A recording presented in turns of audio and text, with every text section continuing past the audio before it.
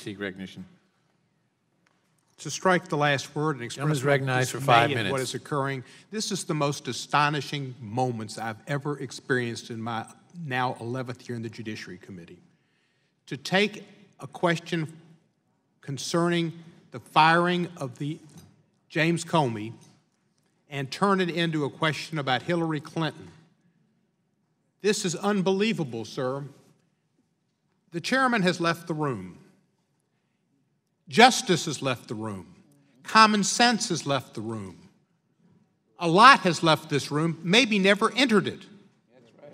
Now, I wanted to ask the chairman, he started off earlier by saying all the Republicans signed a letter and sent it to the Attorney General asking for answers to questions that were raised during the previous administration they never got answers to.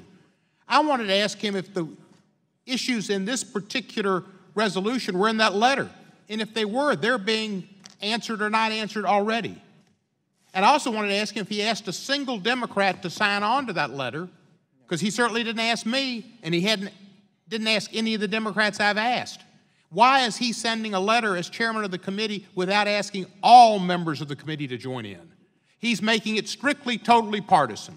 And by taking this over, Ms. Jayapal had already said she'd be happy to have Mr. Gates's issues included in her resolution so we could ask the Attorney General to answer all these issues, all these questions.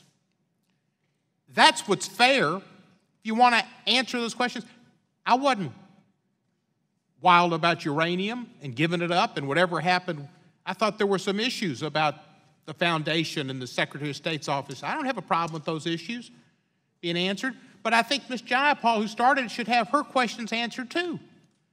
And that's only fair, not to take over and hijack her resolution to put out some issues that probably were encompassed in the chairman's letter. But what's fair would be to have all the questions asked for and ask the Attorney General to look into them.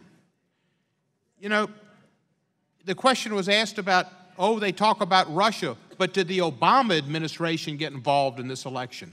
There's a big, big difference between Obama getting involved in the election, a partisan election, and helping somebody who was part of his administration run for office, and the Russians and Putin getting involved.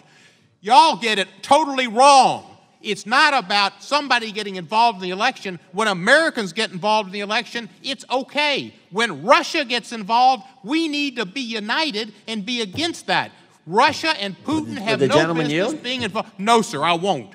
Russia and Putin have no right getting involved in our elections, never have. This should be bipartisan, and we should be together on this. Instead, we are divided, and we're bringing up issues from the past election. We need to get answers. America does not need to have Moscow give its imprimatur to actions. There is something afoul in the White House when the President of the United States goes up to Putin and says, "I'm honored to meet you."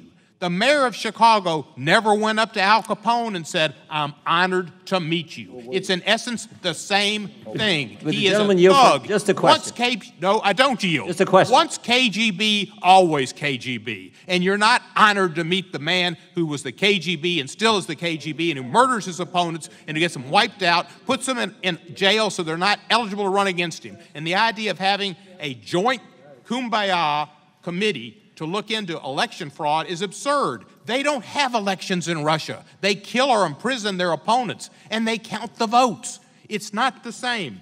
Would the gentleman yield for a question? Question about the FBI standard.